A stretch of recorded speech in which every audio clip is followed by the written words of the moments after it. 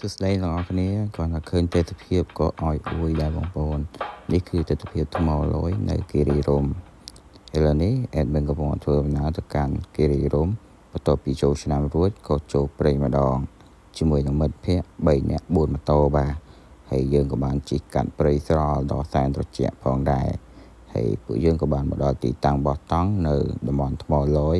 ទិដ្ឋភាពនៅទីនេះគឺស្រស់ត្រកាលតែម្ដងបងប្អូនជាពិសេសយើងអាចគយគន់ view ទិដ្ឋភាពពីលើកំពូលភ្នំឃើញចលងភ្នំឃើញភ្នំតូចធំបាទគឺស្រស់ស្អាតមែនទែនហើយពេលនេះដែរអេដមិនក៏បានគយឆ្ងក់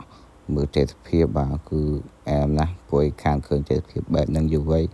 ឈ្មោះតែដំណើរចប៉ុន្តែអត់មានពេលដំណើរចបន្ទាប់ពីឃើញរូបភាពនេះឲ្យបងប្អូនប្រហែលជាដឹងហើយថាជុំវិញអាចបាក់បៀយ៉ាងណាដែរបាទបន្ទាប់មកទៀតក៏ហូបមីកំប៉ុងហូបអាហារពេលព្រឹកហើយបន្ទាប់មកទៀតក៏បានគយគន់ទិដ្ឋភាពថ្ងៃរះបាទគឺស្រស់ស្អាតមែនទែនពីកំពូលភ្នំទៅនៅថ្មលយហ្នឹងគឺស្អាតមែនទែនបងប្អូនទិដ្ឋភាពគឺស្រស់ត្រកាលតែម្ដងបងប្អូនហើយបើដាក់បទសិនបទអែមែនទែនបងសុំពេលគិតសាជាថ្មីបងគ្មានបំណងនឹងដេញរូបស្រី